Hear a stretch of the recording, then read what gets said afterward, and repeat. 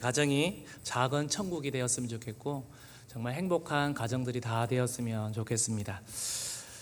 오늘 말씀은 가정의 기초 세우기라는 제목으로 말씀을 증거하고자 합니다.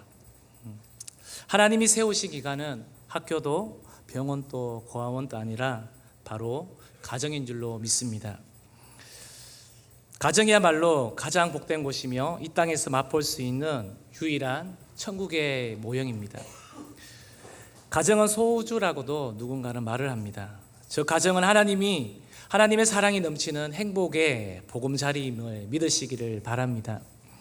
그런데 오늘날 가정의 현주소를 살펴보면요, 에덴 동산의 기쁨과 환희의 웃음보다는 가정이 점점 병들어가고 신음하는 소리가 들려오는 것을 우리는 듣고 보게 됩니다.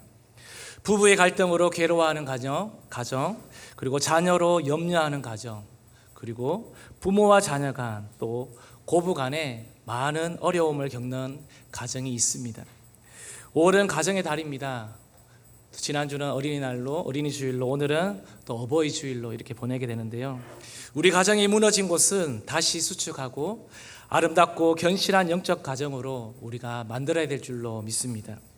하나님께서 인간이 이 땅에서 행복하게 살아가는 가장 최대의 방법으로 주신 것이 바로 가정입니다. 또 인간이 이 땅에서 삶이 아무리 어렵고 힘들어도 언제나 잃어버리지 않을 천국의 모형으로 주신 것이 가정임을 기억하시기를 바랍니다. 하나님께서는 창조하신 세상을 보면서 대략 다음과 같은 순서로 지어진 것을 우리는 말씀을 통해서 알 수 있습니다. 첫째는 빛과 어둠이고요, 둘째는 궁창 하늘이죠, 셋째는 바다와 땅 식물, 넷째는 해와 달 별, 다섯째는 물고기 새, 또 여섯째 날은 바로 동물과 사람을 마지막으로 지으셨습니다. 이와 같은 하나님의 창조의 순서에는 중요한 이유와 까닭이 있음을 우리는 볼 수가 있습니다. 하나님께서 먼저 자연을 창조하신 것은 그 다음에 창조하실 식물을 위하며, 하나님께서 먼저 자연과 식물을 창조하신 것은 그 다음에 창조하실 동물을 위하며, 하나님께서 먼저 자연과 식물과 동물을 창조하신 것은 그 다음에 창조하실 바로 우리 사람을 위함임을 우리는 발견할 수가 있습니다.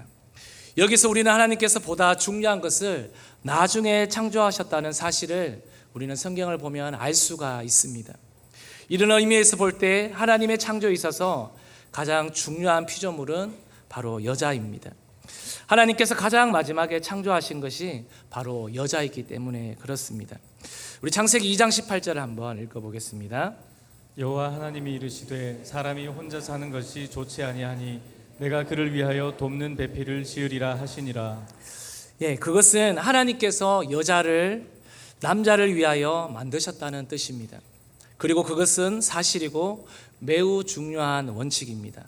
그러나 하나님의 창조의 순서와 그 순서의 중요성을 놓고 볼 때 하나님은 남자를 또한 여자를 위하여 먼저 창조하셨다는 의미도 우리는 찾아낼 수가 있습니다. 여기서 중요한 것은 남자와 여자는 누가 누구를 일방적으로 섬기는 구조가 아니라 서로가 섬기는 바로 상방섬김의 관계임을 우리는 또 발견할 수 있습니다. 그리고 하나님께서 가장 마지막으로 창조하신 것이 가정입니다.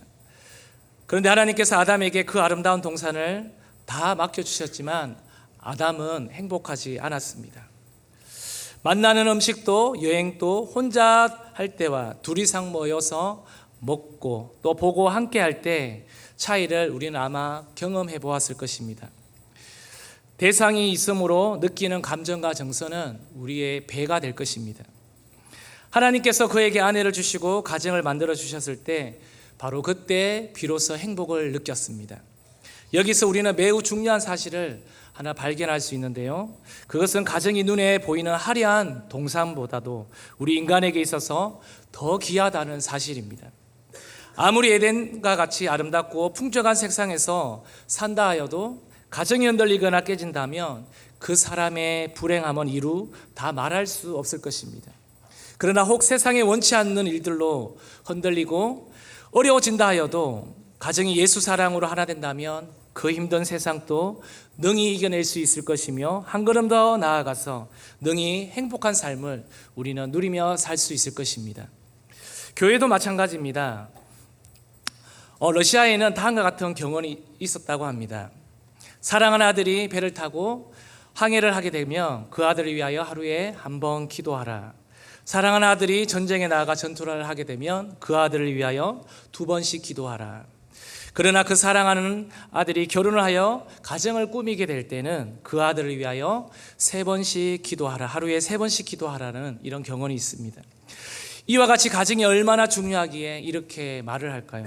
가정은 하나님이 우리에게 허락해 주신 가장 소중한 축복이라는 사실을 꼭 기억하시기를 바랍니다. 오늘 어버이 주일을 맞이하여 오전에는 담임 목사님께서 부모 공경하는 이유와 그로 인해 받는 복에 대해서 자세히 말씀해 주셨습니다. 저는 가정의 기초를 세우기 위해 몇 가지 주제와 부부의 역할을 관해서 하나님의 지혜를 나누기를 원합니다. 그렇다면 하나님이 디자인한 가정의 기초는 무엇일까요? 첫째입니다. 가정의 기초 세우기는 믿음입니다. 하나님을 주인으로 섬기고 그 말씀대로 순종하여 살려고 하려면 믿음이 없이는 절대 행복한 기초를 세워갈 수 없고 복된 가정을 꾸려갈 수가 없습니다. 말씀을 준비하면서 만나교회 김명삼 목사님의 3월 24일 주일 설교를 잠깐 들었었는데요. 그 가운데 이런 예화가 있었습니다. 우리 믿음의 조상이라고 하면 누가 있을까요? 바로 아브라함을 손꼽을 수 있습니다. 아브라함 이삭을 제물로 바치라고 했을 때 어떤 행동을 취했는지 다 아시지요? 라고 성도들에게 물었습니다. 이때 아브라함이 이삭을 바칠 수 있었던 이유가 뭔지 아십니까? 라고 질문을 던졌습니다. 그때 말씀합니다. 이삭이 손자가 아니라 아들이었기 때문에 바쳤다고 말합니다. 여기 계신 오늘 찬양하신 우리 실부 목장에서는 아마 알 겁니다. 할아버지, 할머니들은 이것을 다 공감하신다고 하더라고요. 아들과 손자는 이렇게 다르다고 합니다. 아직 저는 경험해 보지 않아서 잘 모르겠지만 여기에서 근데 하나 더 붙였습니다. 아브라함에게 이삭을 바치라고 했을 때 이삭의 나이가 청소년 시기였는데 아마 사춘기 시기 지긋지긋해서 바칠 수 있었다고 말하고 있습니다. 사춘기 자녀를 두고 있는 부모님들은 이 마음 조금 더 공감이 될 것이라고 봅니다. 사춘기를 지내는 이 자녀를 바라볼 때 사랑스러우시던가요? 그러나 그 시기를 지나가는 그 자녀에게 믿음과 사랑이 어느 때보다 필요한 시기일 것입니다. 하나님께서 허락하신 우리 가정, 그리고 우리 자녀, 우리 부모이기 때문에 우리가 믿음의 눈으로 바라보고 기다려 주어야 할 것입니다. 사철의 봄바람이 부는 같은 이러한 가정이 되려고 하면 무엇보다 예수 잘 믿는 가정이 되어야 합니다. 남편과 아내 그리고 부모와 자녀가 다 예수를 잘 믿는다는 것은 쉽지가 않습니다. 저도 예수님의 잘 믿는 부모님 밑에서 클 수 있어서 참으로 감사합니다. 이보다 더 중요한 일이 없기 때문에 우리는 목숨 걸고 온 식구가 다 예수를 섬기는 가정이 되기를 위해서 우리 모든 전성도가 다 같이 힘써야 될 줄로 믿습니다. 그리고 기도해야만 합니다. 그것은 행복한 가정에 있어서 바로 필수적인 조건이기 때문에 그렇습니다. 두 번째 가정의 기초 세우기는요, 바로 질서 순종입니다. 복되고 아름다운 가정이 되기 위하여 무엇보다 중요한 것은 가정의 질서, 순종이 필요합니다. 가정의 질서를 잘 유지하기 위해 가장 중요한 것은 하나님이 세우신 건의에 순종하는 것입니다. 하나님은 우리들의 가정과 교회 그리고 사회를 질서 있게 하기 위하여서 건의를 세우셨습니다. 교회를 질서 있게 하기 위하여 바로 총회와 당회 그리고 노예와 같은 건의를 허락하셨습니다. 교회를 훌륭하고 아름다운 교회가 되기 위하여 우리가 힘써야 할 것 중 하나는 하나님이 세우신 건의에 복종하고 가정의 리더, 교회 리더의 건의에 순종하는 것을 우리는 배워야 합니다. 예전에는 이것이 너무 강해서 문제였지만 지금은 이러한 질서가 무너지면서 건의를 세우려고 하지도 않는 것이 문제가 아닐까요? 성경에서 말하는 가정의 질서를 우리가 다시 한번 보겠습니다. 오늘 읽었는데요. 이것을 세 번역으로 에베소서 6장 1절에서 4절 말씀을 다시 한번 읽어보도록 하겠습니다. 자녀되니 여러분 주 안에서 여러분의 부모에게 순종하십시오. 이것이 옳은 일입니다. 내 부모를 공경하라고 하신 계명은 약속이 딸려 있는 첫째 계명입니다. 내가 잘되고 땅에서 오래 살 것이다 하신 약속입니다. 또 아버지 된 이 여러분, 여러분의 자녀를 노엽게 하지 말고 주님의 훈련과 훈계로 가르치십시오. 아멘.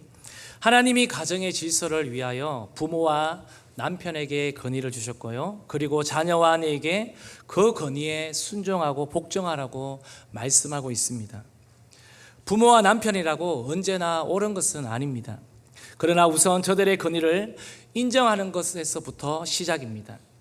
저들에게 순종하고 공경하는 것은 하나님의 지혜를 얻는 일입니다. 아내와 자녀들이 이와 같이 성경적 원칙들을 받들어 남편과 부모를 대한다면 정말 아름다운 가정이 될 것입니다. 세상은 계속 이 가정 질서를 이런저런 이유로 파괴하려고 합니다. 다시 성경으로 돌아가 하나님께서 디자인하신 질서를 되찾는 믿음의 가정이 되기를 소망합니다. 세 번째, 가정의 기초 세우기는요, 바로 사랑입니다. 미국의 여러 가정들이 식탁에서 주고받는 대화들을 녹음하여 그 내용을 발표한 이야기입니다. 각 가정에서 식탁에서 대화하는 내용의 첫 번째는 주유소식 대화였다고 합니다. 지금은 주유소가 셀프로 많이 바뀌어서 예전에는 직원들이 나와서 얼마만큼 넣을까요? 그러면 가득요. 다 넣었습니다. 안녕히 가세요. 하고 그냥 가듯 가정에서도 이런 주유소에서 하는 대화들이 오간다는 것입니다. 가정에서 바로 엄마 밥 줘. 얼만큼? 많이. 라는 대화만 주고받는다는 것입니다. 이 대화는 사랑의 교제도 없으며 서로의 관심이 없어서 감정이 나쁠 것도 없습니다. 이 대화가 제일 많다고 합니다. 둘째로 많은 것은 훈계식 대화였다고 합니다. 밥, 반찬 등을 투정하는 아버지와 자녀들이 엄마를 향해서 훈계를 하는 것입니다. 엄마는 밥 먹는 자녀들을 공부에 대해, 복장에 대해 야단치는 대화인 것입니다. 세 번째는 비판의 대화였습니다. 남의 잘못을 들춰내는 것입니다. 어느 집 아이는 또 어느 교회는 하면서 하는 이러한 내용들입니다. 그리고 넷째는요, 극히 작은 부분을 차지한 사랑의 대화였습니다. 그 대화는요, 오늘도 감사해요, 수고했어요, 고마워요, 괜찮아요 라는 대화였습니다. 부모와 남편에게 건의를 주셨다고 그것을 남용하거나 함부로 해서는 안 됩니다. 물론 아내와 자녀들에게 불순종의 본능이 없는 것은 아니지요. 저들에게 원칙적으로 부모와 남편의 건의를 인정해주고 순종하려고 하는 마음도 기본적으로 있다는 것을 알아야 합니다. 남편과 부모가 하나님이 주신 건의를 잘못 남용하려고 하면 아내와 자녀들은 오히려 더 그 건의를 인정하지 않고 불순종함으로 반응할 것입니다. 하나님은 그래서 모든 남편과 부모에게 다음과 같이 말씀해 주고 계십니다. 에베소서 5장 25절입니다. 남편들아 아내 사랑하기를 그리스도께서 교회를 사랑하시고 그 교회를 위하여 자신을 주심같이 하라. 6장 4절도 읽어보겠습니다. 또 아비들아 너희 자녀를 노엽게 하지 말고 오직 주의 교훈과 훈계로 양육하라. 사랑은 군림하는 것이 아닙니다. 많이 들어보셨지요? 모른 척하며 무시하는 것도 아닙니다. 사랑은 무례하지 않는 것이라고 성경은 우리에게 말씀해 주고 있습니다. 부부가 결혼하기 전에요, 연인일 때는 결혼에 양가 부모의 결혼의 허락을 받기 위해서 그 부모님들에게 잘 보이기 위해서 모든 희생과 섬김을 아낌없이 대하셨지 않습니까? 그런데 결혼 후에는 지금의 남편과 내 아내가 이제는 내 소유물이 되었다고 생각할 때, 그래서 지금 나의 남편과 아내에게 또 자녀에게 어떻게 대하고 계십니까? 아마 우리 교회는 잘하고 계시리라 믿습니다. 서로 인격적으로 대하며 서로의 인격을 존중해 주는 사랑의 가정, 그리고 사랑의 공동체가 되기를 소망합니다. 네 번째입니다. 가정의 기초 세우기는 바로 떠남입니다. 오늘 본문 에베소서 5장 31절인데요. 이것도 같이 한번 읽어보도록 하겠습니다. 그러므로 사람이 부모를 떠나 그의 아내와 합하여 그 둘이 한 육체가 될지니. 우리나라의 윤리적 뿌리를 이루고 있는 유교의 가정의 중심을 부부에 두지 아니하고 부모와 자식에 두고 있습니다. 그러나 성경은 가정의 중심을 부부에 두고 이렇게 말하고 있지요. 그래서 부모를 떠나 그 아내와 합하여라는 말씀을 하고 있습니다. 그것은 부모를 무시하고 아내만 사랑하라는 말은 아닌 것을 아실 것입니다. 그것이 자식이 장성하여 결혼을 하게 되면 부모를 떠나라는 것입니다. 그리고 부모는 떠나게 해주어야 합니다. 말로 다 할 수 없는 사랑으로 키운 자녀가 어느 날 이성을 만나 사랑하고 결혼하면 부모를 잊어버리게 될 때 어느 부모가 섭섭하지 않겠습니까? 그래서 결혼을 할 때 보면 부모님들이 딸을 보내거나 할 때 참 많이 웁니다. 아들을 떠나 보낼 때는 많이 울지 않는데 딸을 보낼 때는 왜 그렇게 서운하고 아쉬운지 많이 우는 모습을 봅니다. 그러나 정말 사랑한다면 놓아주어야 할 줄 알아야 합니다. 떠나게 해주어야 합니다.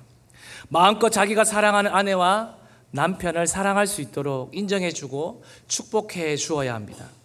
모든 부모는 자식을 떠나보낼 줄 알아야만 합니다. 마음껏 자기 아내와 자식을 사랑할 수 있도록 한 걸음 뒤로 물러설 줄 알아야 한다는 것입니다. 문제가 있을 때마다 양가 부모님이 그 자녀 집으로 찾아와서 그 문제를 해결해 준다고 달려든다면 어떻게 될까요? 믿음과 질서, 그리고 순종, 사랑, 그리고 떠남에 대한 하나님의 말씀을 마음 깊이 새겨서 하나님이 우리에게 허락해 주신 가정을 세상에서 가장 아름답고 행복한 가정으로 만들어 나가는 성도님들이 다 되시기를 소망합니다.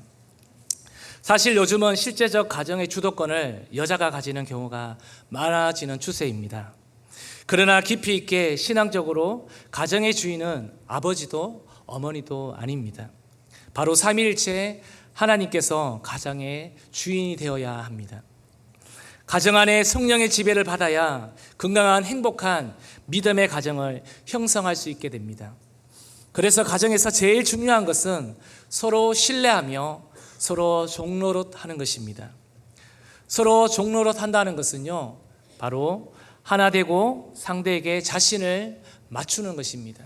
우리 다시 한번 읽어볼까요? 종노릇한다는 것은 뭐라고요? 우리 모두 가정 안에서 부모도 자식에게, 자식은 부모에게 바로 상대에게 자신을 낮추는 것입니다. 그리고 맞추어 가는 것입니다. 그렇다면 남편도 아내도 서로 섬기고 인정하고 맞추기 위해 사랑의 수고가 필요한 것입니다. 우리 교회 모든 가정이 더 믿음 위에, 순종 위에, 사랑과 떠남 위에 세워지기 위한 남편과 아내의 역할을 몇 가지 적용으로 나누고 말씀을 마무리하려고 합니다. 먼저는 아내의 역할입니다. 첫째는 사랑받을 만한 여자로 훈련하십시오. 바로 사랑받을 만하라는 것입니다. 창세기에 보면요, 2장에 아담과 하와를 창조하신 사건을 한 성경 주석에 보면 이렇게 나옵니다. 남자는 흙으로 다듬어진 존재였다고 나옵니다. 그러나 여자는 그 흙이 2번 다듬어진 존재로서 흙에서 한 단계 더 나아간 존재였다라고 말하고 있습니다. 인간을 속속히 알고 있는 하나님께서 허락해 주신 동등한 인격체의 사람입니다. 특별히 여성에게 흙이 2번 다듬어진 존재로서 더 아름다움을 선사했다는 것입니다. 여자는 바로 여자 되어야 아름다워지는 것입니다. 이는 천성적인 것보다 후천적인 것을 더 말합니다. 그래서 세상에서도 보면 여자는 아름다워지기 위해서 미스 코리아에 나가고요, 남자는 어떻게 해요? 미스터 코리아, 근육을 자랑하는 것을 보지 않습니까? 화장하려고 애쓰기보다 내면부터 아름답게 가꾸어 아름다운 언어로 건강하게 말하고 품격 있게 반응할 때 바로 여자다움의 여성이 느껴질 것입니다. 혹시 아내가 외출할 때만 예뻐지려고 하시나요? 가족보다 남에게 아름다워 보이려고 하시는가요? 그렇다면 무언가 균형에 맞지 않는 것입니다. 서로의 조력자, 서로 동등한 인격을 가진 남편에게도 아름다움을 보여야 할 줄로 믿습니다. 반응이 없으시죠? 나가실 때만 아름답게 꾸미시는군요. 집에서도 아름답게 있으시면 좋겠습니다. 가정에서 먼저 사랑받을 만한 여인으로 훈련받을 때 부부와 가정이 더 건강하게 될 줄로 생각이 됩니다. 작은 두 번째입니다. 슬기로라입니다. 머리 좋은 여자라는 말이 아닙니다. 아내 엄마 역할에 있어 안정되고 화목하도록 하라는 것입니다. 가정에서부터 슬기롭다면 어디를 가서도 화목하고 안정되게 하나 될 수 있을 것입니다. 또 여자는 때로는 배우자 없이도 자녀 없이도 홀로 자기 삶을 살 수 있어야 합니다. 아이들 또 남편에게 모든 것을 맞춘 인생이 대부분이다 보니 아이들 다 크고 남편이 바쁘게 되면 자기 혼자 버림받은 것 같고 인생을 헛산 것 같고 불안한 경우도 있습니다. 그러나 성경에서 말하는 현숙한 여성은요, 남편과 자녀와 잘 동력하는 것도 성령으로 기쁘게 감당하며 누릴 때 헛된 수고와 고생이 아니게 된다고 가르쳐주고 있습니다. 아내는 엄마는 슬기로우면서 사랑받을 수 있도록 훈련해야 합니다. 사랑받을 수 없는 아내의 아름다움은 남자를 무능하게 하는 잔소리꾼으로 되게 합니다. 또 아내에게 주눅든 남편은 여자가 사랑받는 것보다 똑똑함을 내세우기 때문에 그렇습니다. 남자는 군림하고 싶어하고 고집을 가진 단순함이 있습니다. 이것을 아내가 적당히 받아주어야 합니다. 또 남자는 구조적으로 경쟁과 투쟁이 강해서 열등감에 허덕입니다. 그래서 하나님이 여성을 만든 것은 어쩌면 남성의 열등감을 풀어주려고 창조되었지 않나 생각이 듭니다. 아내의 사명은 남편을 세워주는 것입니다. 존경할 남자여서가 아니라 존경할 남자를 만들어 주어야 합니다. 그런데 이 작은 칭찬과 존경을 못 해주는 아내가 많다는 것입니다. 존경 못 받는 남편은 그 아내가 존경하지 않기 때문입니다. 열등감과 좌절감에 빠져 있는 남자를 존경스러운 남자로 바꾸어 주어 가정을 조화롭게 하도록 하는 현숙한 여인이 우리 대형의 모든 아내들이 되기를 소망합니다. 다음으로 남편의 역할입니다. 첫째는 사랑할 줄 아는 남편, 그러니까 실력 있는 남편이 되어야 합니다. 남자는 보기에는 어리숙해 보이고 행여나 외모가 조금 부족해도 그래도 아내에게 당신은 참으로 대단한 사람입니다 라는 소리를 들을 수 있어야 합니다. 영적, 인격적인 면뿐 아니라 자신의 하는 일에서도 실력이 있어야 합니다. 학력과 지식을 말하는 것이 아닙니다. 내가 하고 있는 일, 하나님의 백성 남자로서 자신감을 가지고 매사 비판이 아닌 긍정의 마인드로 살아가야 합니다. 불평, 불만을 가지고 감사하지 않는 남편을 보며 아내들은 불쌍하게는 생각해도 존경스럽게 생각하지는 않을 것입니다. 힘들고 어려워도 자기 일에 긍지를 가지고 최선을 다하는 남편은 존경을 받게 될 것입니다. 여자가 사랑받을 수 있도록 하듯이 남자 역시도 모든 면에서 실력을 갖추어야 합니다. 작은 두 번째, 바로 가슴을 넓히라는 것입니다. 보디빌더처럼 빵빵한 골격과 어깨를 가지라 함이 아닌 바로요, 마음을 말하고 있습니다. 넓은 가슴에 가득한 실력, 그러면서도 남자는 넓고도 원대한 큰 마음을 소유하고 품고 있어야 하는 것입니다. 그러므로 가정이 바로 되는 가장 근본적인 것은 바로 부부의 온전함입니다. 그리할 때 진실된 부모 공경이 이루어집니다. 예수님이 원하시는 가정은 사랑과 믿음, 순종, 질서의 공동체로 거듭나는 것입니다. 우리 사회의 많은 가정들이 이 사랑과 믿음, 순종과 질서의 터 위에 세워진 것이 아니라 시간이 갈수록 물질과 경제라는 터 위에 자꾸 우리의 가정을 세우려고 합니다. 우리 가정 속에서 사랑과 믿음이 보이질 않고 성공과 경제적 이해 관계로 함께 하려고 합니다. 지금 우리나라의 이혼율은 아시아 국가 1위입니다. 왜 이렇게 많아질까요? 이유가 성격 차이가 가장 많다고 해도 결국 그 근원에는 경제적인 가치관 때문에 그렇습니다. 오늘 목사님께서 아침에도 말씀하셨지 않습니까? 청년들에게 빚지지 않도록 이런 경제적인 것을 우리가 심어주지 않고서는요, 이것 때문에 흔들린다는 것입니다. 전문가들의 연구에 의하면 이제는 사회적 분위기가 더 이상 남편에게 매여서 살지 않겠다는 여성들도 점점 늘어나고 있다고 합니다. 자녀들도 부모에게 더 이상 간섭받고 함께 살고 싶지 않는데 경제적으로 자립할 수 없으니까 어쩔 수 없이 부모와 함께 산다는 자녀들이 꽤 있습니다. 서로 사랑하고 서로 믿고 서로 신뢰해서 함께 있기보다는 돈으로 인해서 모여 사는 가정들이 많아지고 있다는 것입니다. 사랑과 믿음 대신 철저한 경제적 계산과 이해관계가 어느새 가정의 기초가 되어지고 있지는 않습니까? 그러나 사랑과 믿음으로 기초한 가정들로 다시 회복된다면 가정이 뿌리채 흔들리지 않을 것입니다. 물론 영향은 받을 수 있어도 비록 어려움이 있을지라도 서로 주님으로 사랑하고 서로 믿음으로 신뢰하면 그 가정이 회복될 줄로 믿습니다. 남편의 효용 가치가 더 이상 경제적 대상이 되지 않기를 바랍니다. 저 역시도 지금까지 예전에 직장을 다니는 채로 살았다면 더 안정적이고 풍요롭고 더 대우받으면서 살았을지도 모릅니다. 그러나 가정의 기초는 경제도 대우도 명예도 아닙니다. 그것이 가정의 근본을 흔들 수가 없습니다.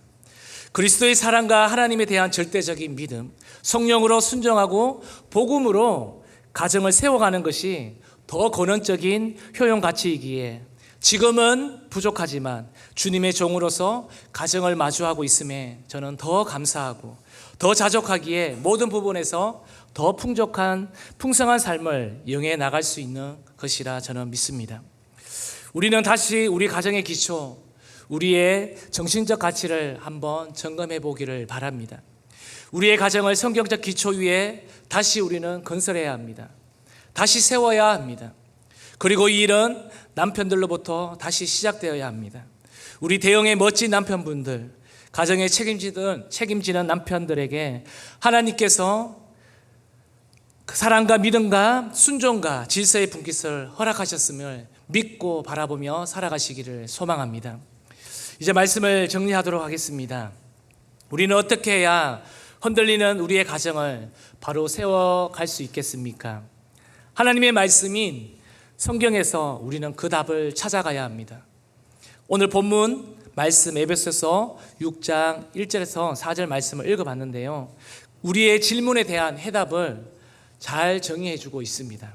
우리 6장 1절을 우리 자기가 자녀라고 생각한다면 한번 큰 목소리로 한번 우리 6장 1절 말씀을 한번 읽었으면 좋겠습니다. 시작. 자녀들아 주 안에서 너희 부모에게 순종하라. 이것이 옳으니라. 다시 한번 우리 자녀들 큰 목소리로 보겠습니다. 시작. 자녀들아 주 안에서 너희 부모에게 순종하라. 이것이 옳으니라. 4절은요 우리 부모님이라면 한번 힘있게 한번 읽어봤으면 좋겠습니다. 시작. 또 아비들아 너희 자녀를 노엽게 하지 말고 오직 주의 교훈과 훈계로 양육하라. 예, 자녀들은 우리 부모에게 믿음으로 순종하시기를 바랍니다. 그리고 부모들은요 우리 자녀들을 노엽게 하지 말고 주의 교훈과 훈계로 가르쳐야 합니다. 가정을 통해서 우리의 삶의 유산이 전수됩니다. 자녀가 번성하고 자손이 이어져 갑니다. 가문을 통해 전통과 문화가 계승이 되어집니다. 그리고 지혜와 가치가 전해져 내려갑니다. 이러한 위대한 계승은 가정과 교회를 통해서만이 가능합니다. 믿으십니까? 우리 자녀들에게 부모로서 물려줄 수 있는 거룩한 유산으로는 그들에게 영원히 그들의 삶에 가장 유익하고 가치 있는 것을 물려주는 것입니다. 저는 탁월한 머리가 없고요, 말이나 글 재주도 뛰어나지 않습니다. 그리고 가난한 목회자이신 부모님 밑에서 자라서 그렇게 많은 재산도 없습니다. 그러나 저는 제 자녀가 공부를 못해도 대학 진학을 실패한다 할지라도 가정과 교회에서 제자로서 잘 전수받는 본질의 유산으로 하나님만 믿고 의지하는 믿음의 성부사가 되어 담임 목사님께서 늘 말씀하시는 예수 제자, 이 강단에서 매일같이 외치는 예수 제자, 이것에 인생의 가치를 두어서 이것에 목숨을 걸고 살아가는 정말 우리 가정이 되기를 저는 소망합니다. 5월 가정의 달을 맞이하여서 오늘은 우리 각자의 가정을 다시 한번 돌아보며 또한 생각하며 기도하는 어버이 주일이 되었으면 합니다. 부모된 사람은 부모된 사람으로, 아내된 자는 아내된 자로, 자녀된 자는 자녀된 자로서, 남편된 자는 남편된 자로서 하나님 앞에 자신의 모습을 살펴보고 하나님 앞에서 믿음의 결단을 하시기를 바랍니다. 사람의 질병과 아울러 인격적인 결함은 부모와의 관계, 자라온 환경에서의 문제 때문입니다. 인간의 모델링을 통해서 인격을 형성하게 되는데요, 부모가 자녀를 어떤 관점에서 대했느냐에 따라서 그 자아상은 성장하고 자라나게 된다고 합니다. 부모에게서 어떻게 배웠나에 따라서 건강한 자아상 또는 왜곡된 자아상을 가지고 살아가게 될 것입니다. 그러나 하나님을 제대로 만난 하나님께 다 치유되고 회복되면 더 이상 나쁠 것도 더 이상 안 될 것도 없음을 믿으시기를 바랍니다. 오직 나를 선택하시고 구원하신 그리스도께서 나를 위하여 자기를 그 하늘 보좌에서 자기를 버리시고 비워하셔 이 땅에 내려오셔서 자기를 모독하시며 자기를 죽기까지 감당하신 그분의 사랑 앞에 더 이상 왜곡된 자아상이 아닌, 더 이상 자신의 문제에 휘둘려서 부모, 아내, 자녀, 남편 그리고 동력자로서 뒤틀린 자아상이 아닌 바로 하나님의 능력이 아니면 모든 것이 불가능하다는 믿음으로 우리 자신과 우리의 가정을 더 건강하게 세워가는 복된 가정이 되기를, 우리 대형의 식구들이 되기를 소망합니다. 또 이제 내일부터 오로지 기도회가 시작됩니다. 또 오로지 기도회야 라고 하는 것이 아니라 또 우리 가정 가운데 하나님, 내가 지칠 만한 이때에 하나님께서 또 나를 세우시고 우리 가정 가운데 또 기회를 주시는구나, 우리가 찬스로 잡으시면요, 이 오로지 기도회가 또 나를 살리고 우리 가정을 회복시키는 놀라운 기회의 자리로 잡으시기를 바랍니다. 그래서 하늘의 치유와 회복의 기회를 붙들어서 우리 모두가 하나님이 불러주신 자리에서 건강하게 사명 감당 잘하는 충성된 주님의 제자들이 다 되시기를 예수 이름으로 축복하며 소망합니다. 예, 우리 같이 찬양했으면 좋겠습니다. 참 오래된 찬양인데요,